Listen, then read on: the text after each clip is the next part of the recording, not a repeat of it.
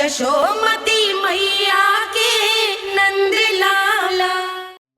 जिसके सामने माया जाल बुनने का प्रयास कर रहे हो, ये माया के स्वामी है। ये मायाधर विष्णु है ये। अच्छा, तो होते रहे। मैं तो इनकी हत्या करने आया हूँ और हत्या करके ही जाऊंगा। जाओ, आप सखाओ को बचाओ, मैं इनका सामना कर लूंगा। पर कान्हा, अभी आप ही ने तो कहा था माया का स्वामी हूँ मैं।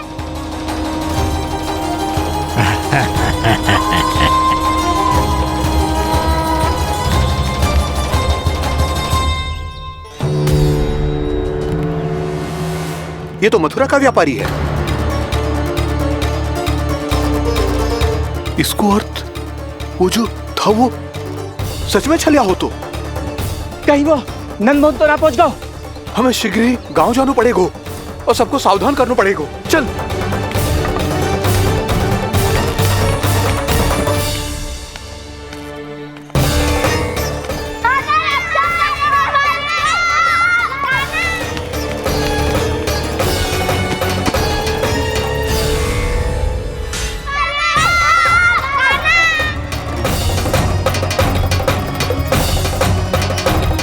यदि तुम्हें लग रहा है कि मेरे छल के वार से बच गए हो, तो मुझसे भी बच जाओगे। ये तुम्हारी सबसे बड़ी भूल है कृष्ण। मेरे पास बहुत सारे मायावी अस्त्र हैं, जो क्षण भर में ही तुम्हें विष्णु लोक पहुंचा देंगे। तो फिर प्रतीक्षा क्यों कर रहे हो? बालक, मैं परिहास नहीं कर रहा हूँ। मुझे पता है, तभी तो कह रहा हूँ शीघ्र दिखाओ ना।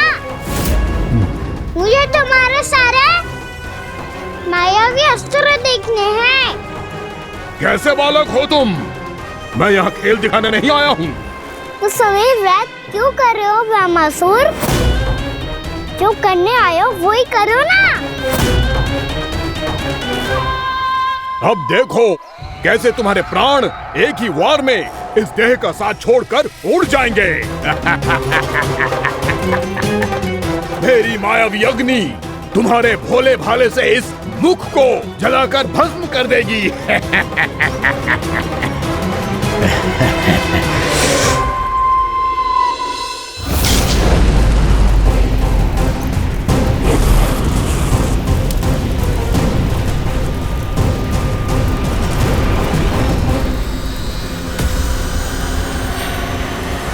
कह रही हो ब्रह्मासुर? भोला भाला तो दिखता हूँ मैं। मैया भी यही कहती है।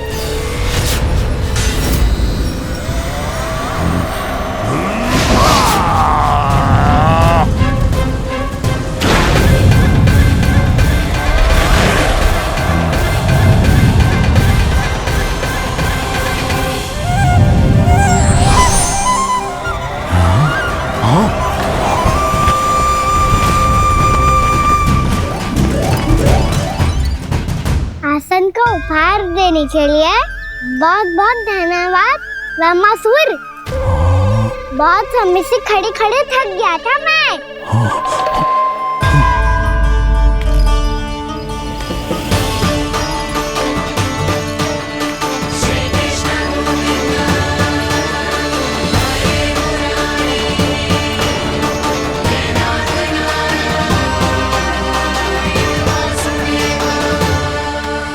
अगला अस्त्र दिखाओ ना। तुम्हारी यही जिज्ञासा आज तुम्हारा अंत करने में सहायक बनेगी मूर्ख बालक।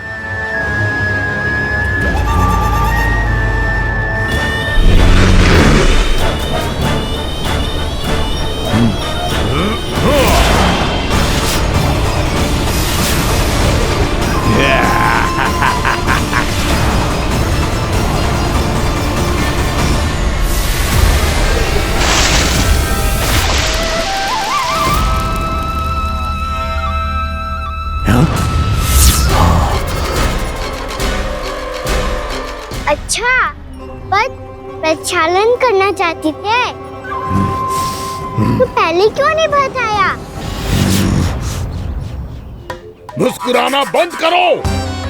तुम्हारी ये हंसी मुझे कांटों की तरह चुभ रही है। पर मैया तो कहती है कि मेरी मुस्कुराहट फूलों की तरह है।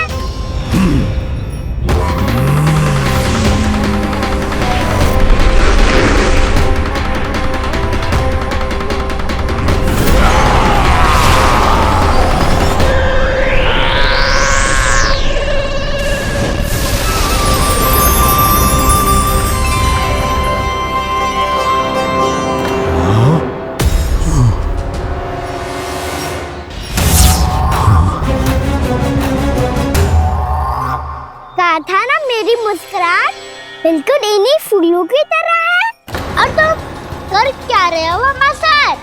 कभी आसन दे रहे हो, कभी पद प्रक्षालन कर रहे हो और अब फूल भी चढ़ा दिए। तुम मुझ पे वार करने आए हो कि पूजा करने? तुम्हारी पूजा तो मैं अब ऐसी करूंगा कि तुम मृत्यु के बाद भी मुझे भूल नहीं पाओगे बालक।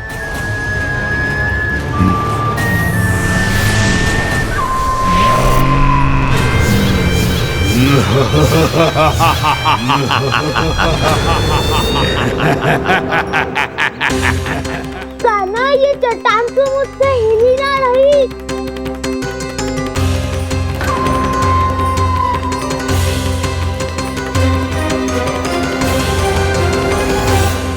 अभी कंदरा के अंदर कुछ क्षणों में ही प्राण वायु समाप्त हो जाएंगे। तुम्हारे सारे सखा एक एक कर अपने प्राण त्याग देंगे और तुम्हारा वध करूंगा मैं।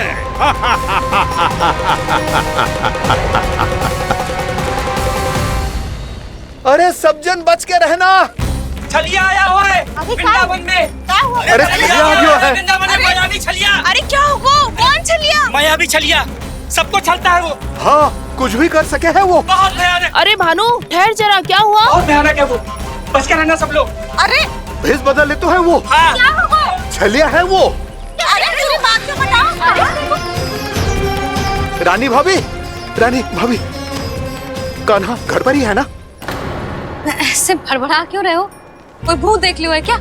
भूत ना भाभी, छलिया से भेंट हो गई। सच्ची का मायावी छलिया है भाभी। क्या उल्टा सीधा बोले जा रहे हो? ठीक से बताओ। अब बोलो भी। वो कान्हा के पीछे पड़ो है वो। मेरे लल्ला के पीछे? हाँ रानी भाभी, हमारे अचेत होने से पहले हमने उसे ये कहते सुना था कि वो वृंदावन आने वाला है कान्हा से मिलने। हे नारायण, मेरे कान्हा की रक्षा करना। जसोदा जी, मायावी छलिए से बचना बालकों के बस की बात ना है। जीजी, बालक वन में अकेले हैं।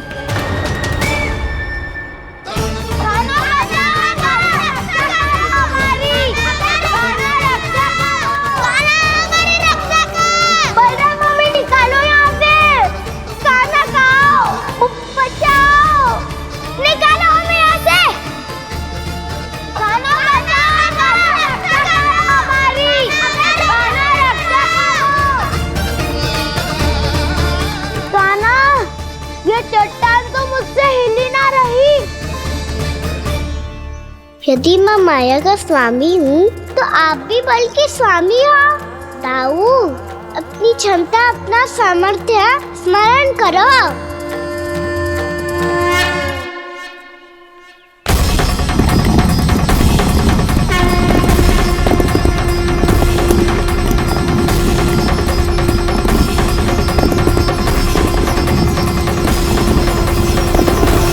इससे पहले कि वो कंदरा का द्वार खोल के तुम्हारे सखाओं को बाहर निकाले, मैं तुम्हारे प्राण ले लूंगा कृष्ण।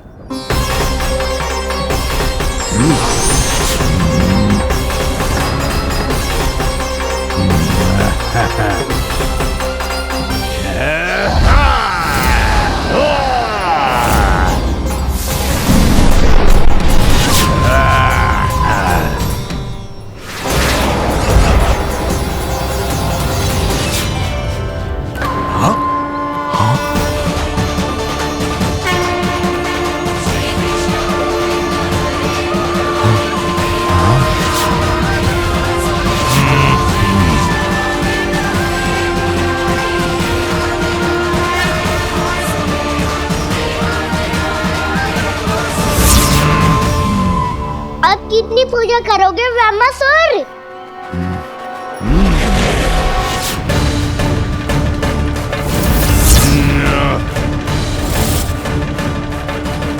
प्रभु तो खेल खिला रहे हैं इससे, और ये खेले जा रहा है विवश होकर, उनकी माया से बाध्य होकर।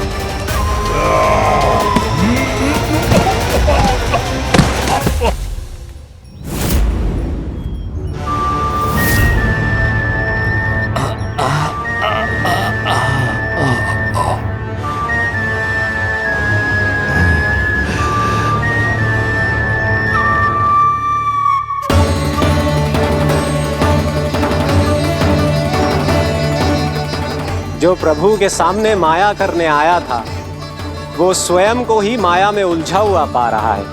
नारायण नारायण। लो, अब तो तुमने दंडवत प्रणाम भी कर लिया, माया भी कथा भी उपहार में दे दी। तुम चाहते क्या हो ब्रह्मासुर? मेरी शरण में आना है क्या?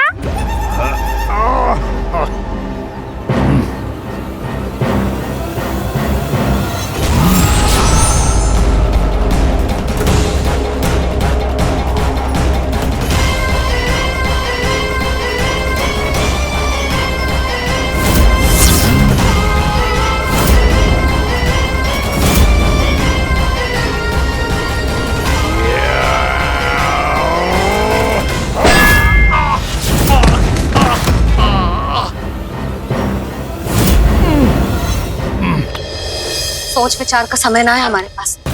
अपने बालकों की रक्षा के लिए इसी क्षण हमें निकलना होगा।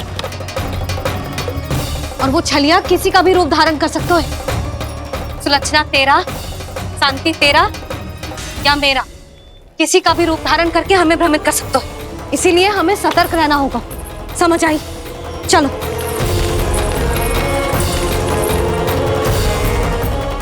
अभी भी समय है ब्रह्मासुर, समझ जाओ। यदि मैया आ गई तो बात गड़बड़ हो जाएगी।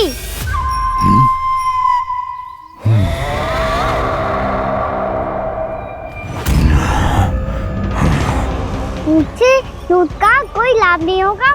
ब्रह्मासुर, स्मरण करो तुम कौन हो। मायासुर का पुत्र हूँ मैं, अपने स्वामी महाराज कंस का सेवक हूँ, और तुम्हारा हूँ मैं काल।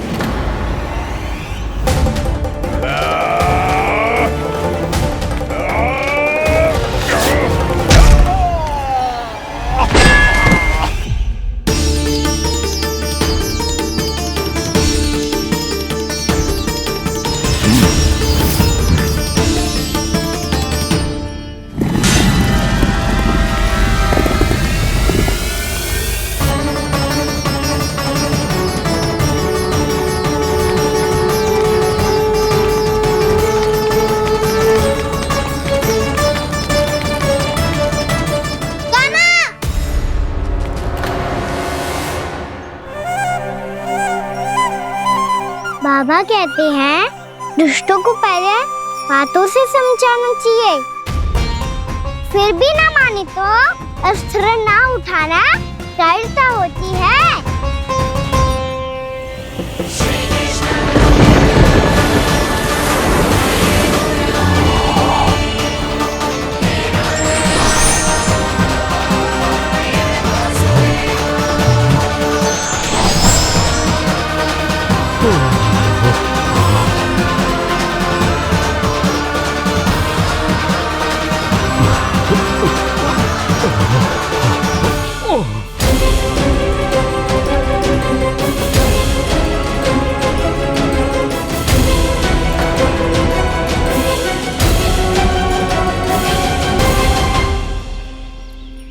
पता था मुझे अपने बाबा के स्वरूप को हानि नहीं पहुंचाओगे। सही कही तुमने। पिता की छवि ही पिता के समान भी आनंदीय होती है। ब्रह्मासुर, ब्रह्मासुर। ये मैं अपने वास्तविक रूप में कैसे आ गया?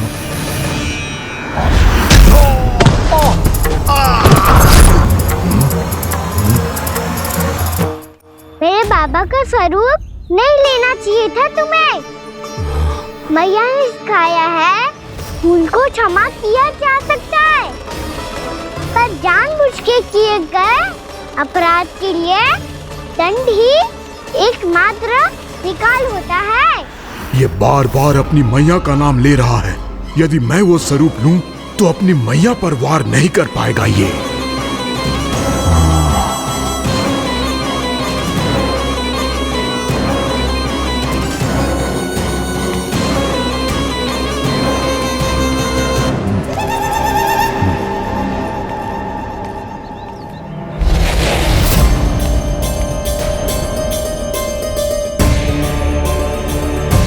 लल्ला,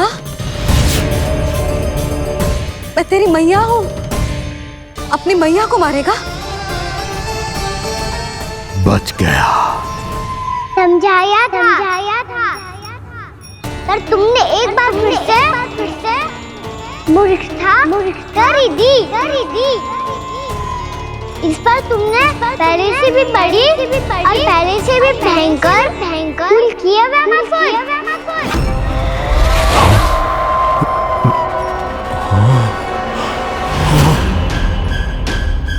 ये क्या हो रहा है मुझे? बार बार मेरा रूप क्यों बदल रहा है?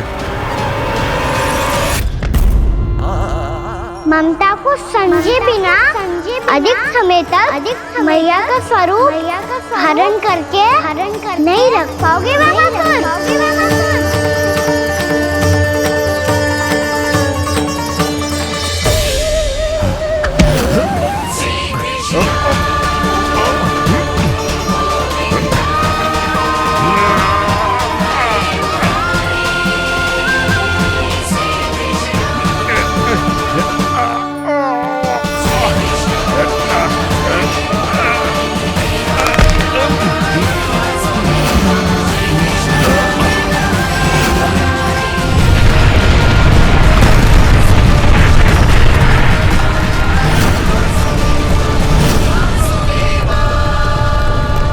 प्रभु के क्रोध से धरती भी कांपने लगी है।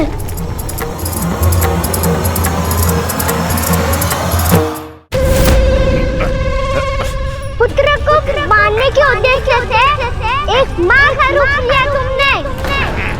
ये ममता का और मेरी मैया का घोर अपमान है ब्रह्मासुर।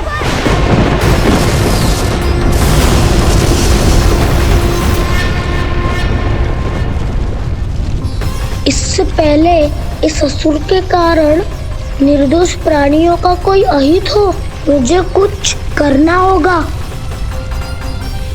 यदि मैं माया का स्वामी हूँ तो आप भी बल के स्वामी हो। दाऊ, अपनी क्षमता, अपना सामर्थ्य स्मरण करो।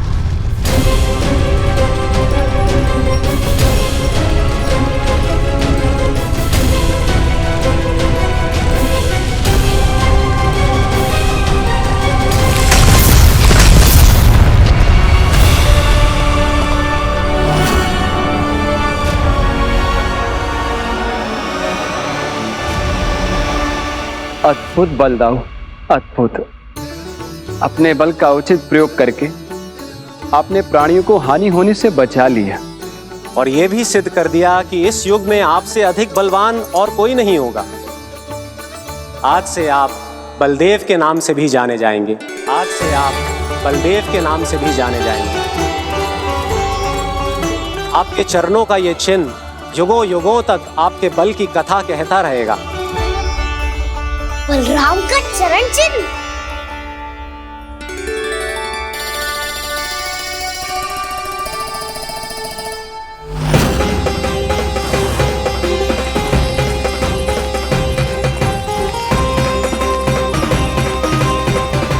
मेरी माया से आज तक कोई नहीं बच पाया है। एक बार मुझे छोड़कर देखो, फिर पता चलेगा कि मैं हूँ कौन। पहले ये तो देख लो कि मैं कौन हूँ।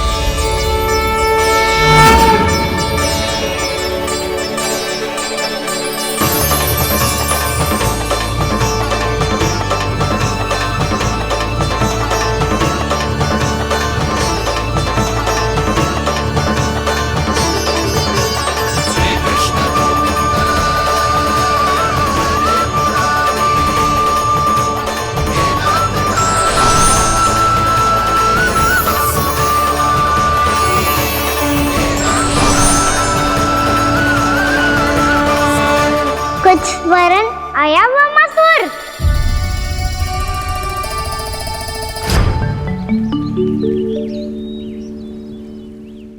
बहुत समय पहले की बात है।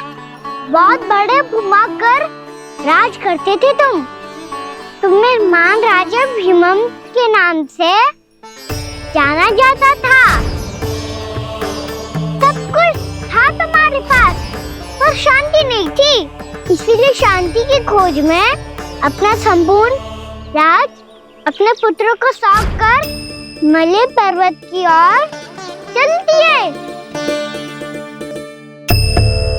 अनेक वर्षों की तपस्या के बाद तुम्हारे तप की कीर्ति चारों ओर फैलने लगी और फिर सच्चे तपस्वी के रूप में तुम्हारी ख्याति से प्रभावित होकर महर्षि उलट तुमसे भेंट करने आए। राजा भीमरथ, आपने ईश्वर की प्राप्ति के लिए सब कुछ छोड़ दिया, पर अपना अभिमान नहीं छोड़ पाए। इसीलिए मेरे आगमन पर सम्मान के साथ खड़ा होना तो दूर, मेरा अभिवादन भी नहीं किया। अभिमान तपस्वी का गुण नहीं होता है राजन, अभिमान राक्षसी गुण है।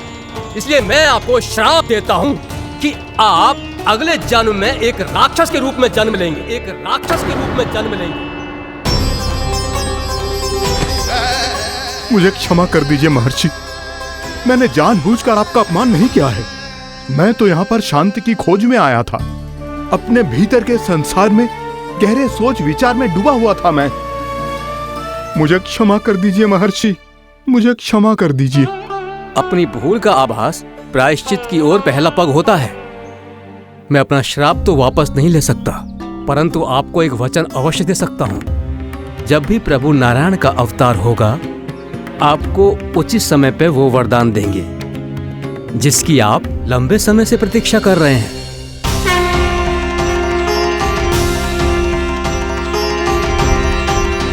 प्रभु, आपने मेरी आंखें खोल दी।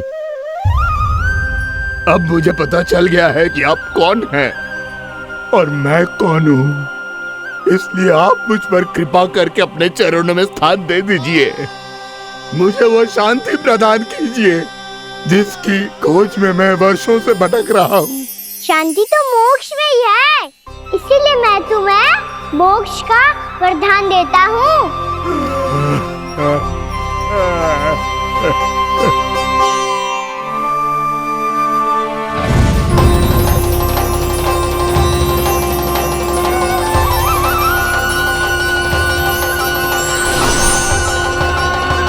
प्रभु की ये लीला सदैव स्मरण रखी जाएगी। इस स्थान को इनका आशीर्वाद मिलेगा और इस कंदरा को व्योमासुर की कंदरा के रूप में पहचाना जाएगा। भविष्य में अनेक ऋषि मुनियों की शरण स्थली बनेगी ये कंदरा।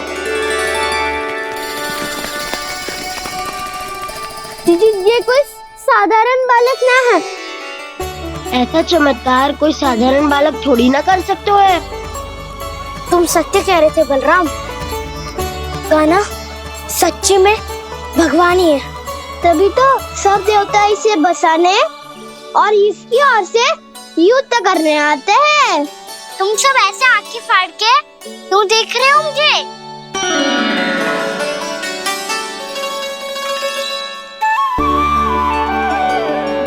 बलराम, तुम बलवान हो और कान्हा भगवान है। दूर दूर तक कोई दिखाई न दे रहा है, ना जाने किस हाल में होंगे बालक। कहीं हम ही तो मार्ग ना भटक गए शीघ्रता के चक्कर में। अब तो एक पग भी ना चलो जा रहे हो। जल, किसी के पास जल है क्या? कंठ तो मेरा भी सूख रहा है मौसी। भाभी, निकट ही जमुना जी है, कहूँ तो वहाँ से जल ले आओ। मैं भी जा रही हूँ भाभी, एक से भले दो। हाँ चल, शीघ्रता से आओ। हाँ।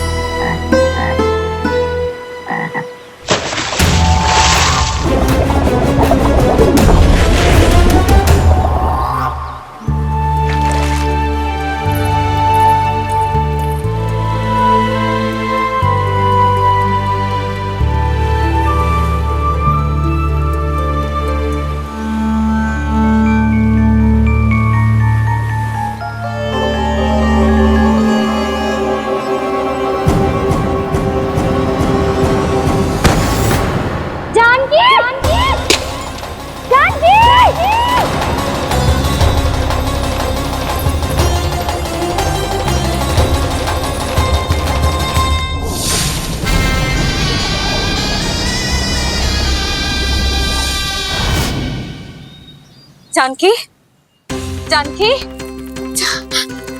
क्या होगा इसे? देखो ना जी, अब छलिया की सूचना मिलते ही हम सब बालकों को ढूंढने चली गई और ढूंढते ढूंढते सबको बहुत प्यास लगी आई जी। तो जानकी जमुना जी की नदी से जल लेने गई और उसने जमुना जी का पानी पिया और उसकी जेदशा हो गई। बालक कहाँ है? वो ठीक तो है ना? ऊपर ऊपर से सब ठीक है, पर भीतर से बहुत भयभीत है सब। जानकी तो बिल्कुल नीली पड़ गई है, लग तो है विष फैल गया है इसको पूरे तन में। मथुरा के सर्वश्रेष्ठ विदेह जी को बुलाए गए हैं उसके उपचार के लिए। जैसे ही इसने जल को मुंह से लगाया, जे गिर पड़ी, चटपटाने का अवसर भी ना मिलो। हाँ वैद्य जी, और निकटी मृत पशु भी पड़े हुए थे। हाँ, मैंने भी अस्थियां देखी थी। इसका तो यही अर्थ हो सकता है कि समस्या वहाँ के जल में ही हो। वैद्य जी, आप रोगी की नाड़ी पे ध्यान दो ना।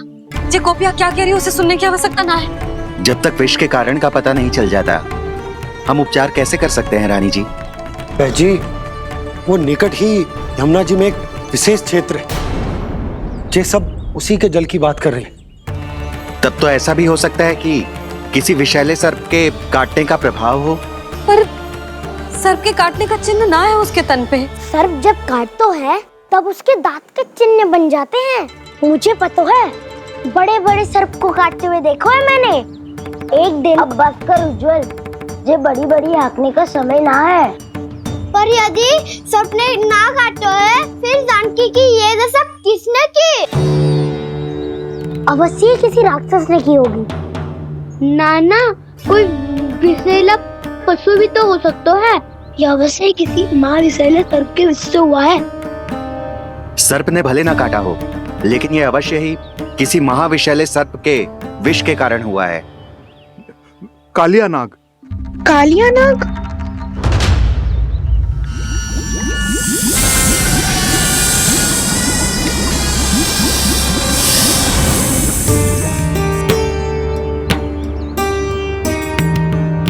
संकेतों से तो ऐसा लगता है कि जानकी ने कालिया नाग के क्षेत्र के विशाल जल पी लियो है।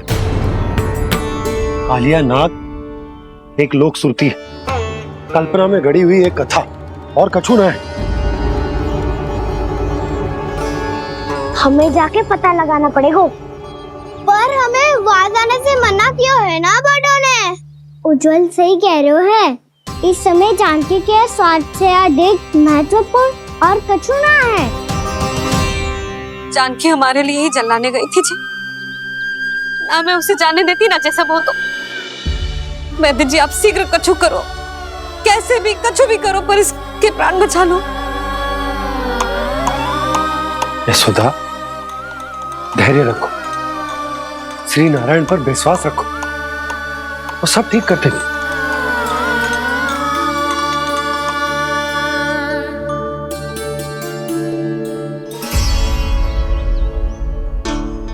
विष की काट की मेरे पास जितनी जड़ी बूटी थी मैंने सब अर्क बना के पिला दी, पर इसकी दशा में अभी तक कोई सुधार नहीं दिख रहा है। यह अंतिम जड़ी बूटी है, अगर इससे भी चमत्कार नहीं हुआ तो फिर जो नारायण की इच्छा।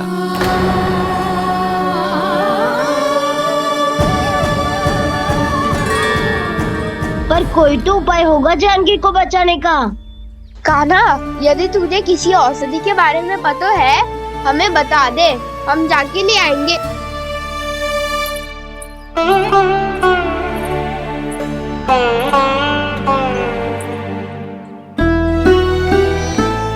हे नारायण, हे प्रभु, मेरी जानकी के प्राण बचा ले प्रभु।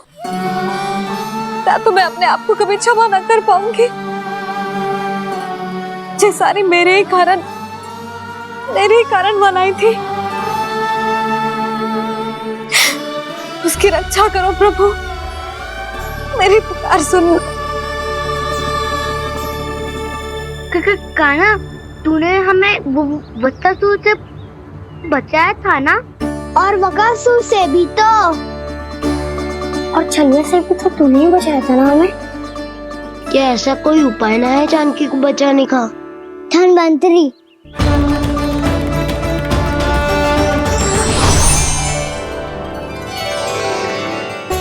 मैं आ गया हूं प्रभु, चिंता मत कीजिए, आपके आदेश का पालन अवश्य होगा। यशोदा मैया,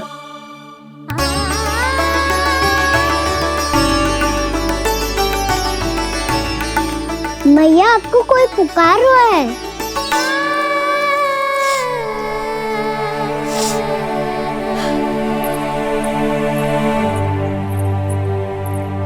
चिंता मत करो मैया, अब धन्वंतरी जी आ गए हैं, वो सब संभाल लेंगे। धन्वंतरी जी कौन है? जिन्होंने संसार का आयुर्वेद दिया, आरोग्य के देवता, वे श्री नारायण के अवतार।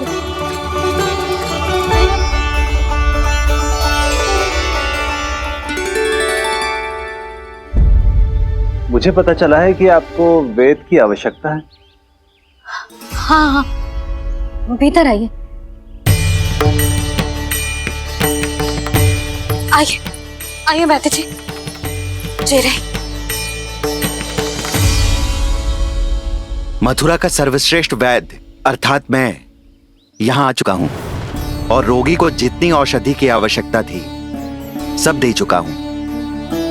निश्चित रूप से आपने विष की काट के लिए बहुत ही उत्तम अर्क तैयार किया है, इसीलिए किसी और वैद्य की आवश्यकता नहीं है।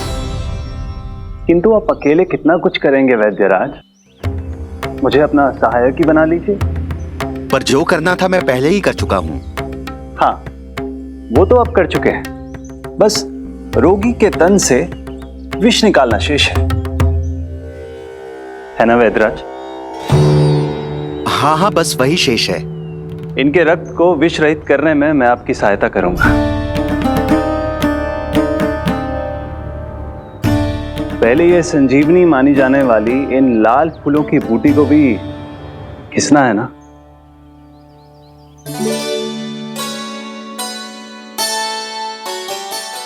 हाँ हाँ, तुम सही कह रहे हो, इसे अच्छे से घिसो।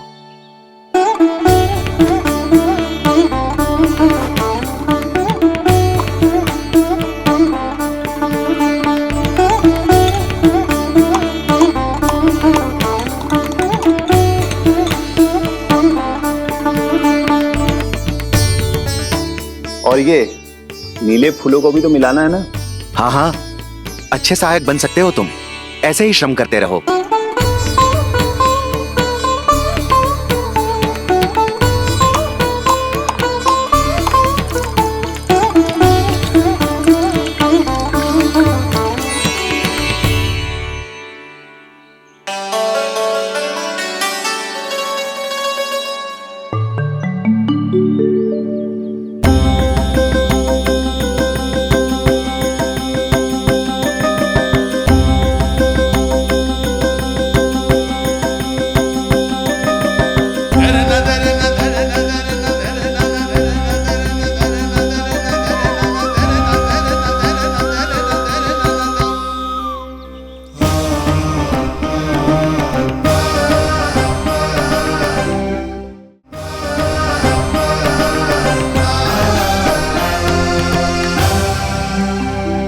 जानकी स्वस्थ हो जाएगी ना धन्वंतरी जी? धन्वंतरी? प्रभु, अब मैं क्या करूं? आपने तो स्वयं ही मेरी पहचान उजागर कर दी। जी क्या करो कान्हा? आप सब ऐसे क्यों देख रहे हो? मैया कहती है ना, सभी वेद धन्वंतरी जी का ही रूप होते हैं। वाह कृष्णा, चतुर तो हो तुम। वैसे वास्तविक धन्वंतरी मैं हूँ। मेरा अर्थ है वास्तविक वैद्य मैं हूँ। ये तो मेरा सहायक है, मुझे पूरा विश्वास है बिल्कुल ठीक हो जाएगी। वैसे ही थोड़े ना मुझे मथुरा का सर्वश्रेष्ठ वैद्य कहते हैं लोग।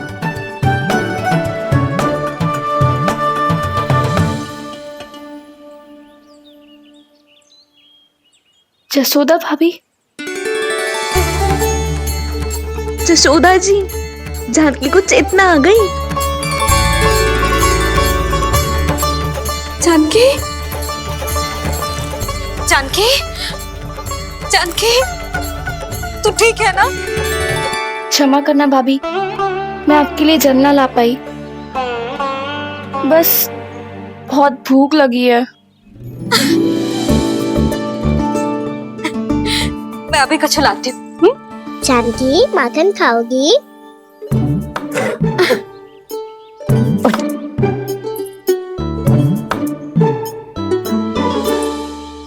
आजा, तू ही खिला दे लल्ला।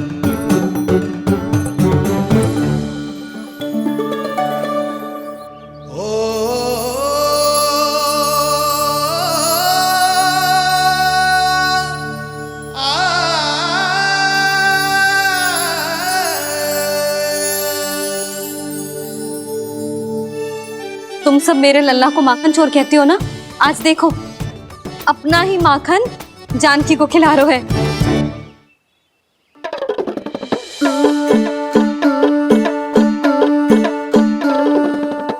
थोड़ा और विश्राम कर लो। सदैव तुम हम सबकी सेवा करती हो, आज मैं तुम्हारी सेवा करूंगा। जानकी की जिद दशा तब हुई जब जय यशोदा काकी की सेवा कर रही थी, और अब देखो स्वयं भगवान ही इसकी सेवा कर रहे हैं। जानते हो इससे क्या सिद्ध होता है?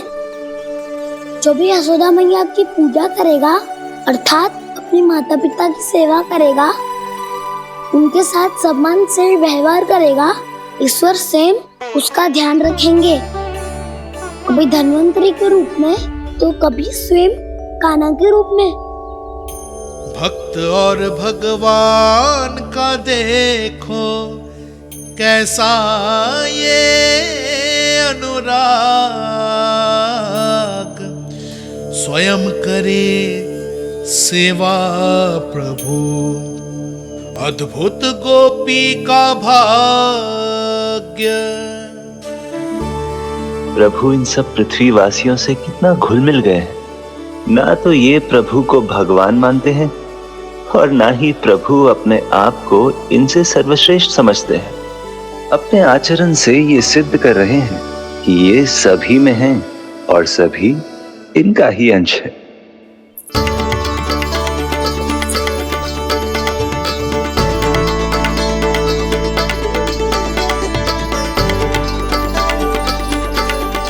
प्रभु, अब मुझे जाने की आज्ञा दीजिए।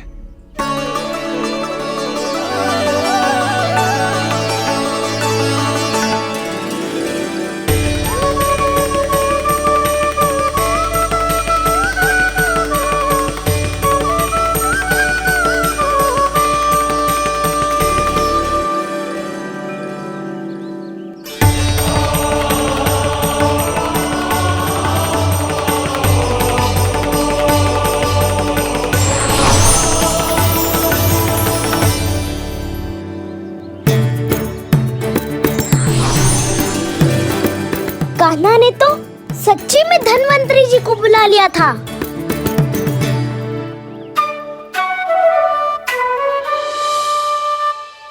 जब से कान्हा का जन्म हुआ है ना, मैं तब से देख रही हूँ, तब से हम पे कोई भी संकट आती है ना, तो अचानक से कोई अपरिचित हमारी सहायता करने आ जाता है, और जाते समय कान्हा की आज्ञा लेके जाते है, और कभी कभी तो इसे प्रभु बोल के जाते है। बाबा संभालो।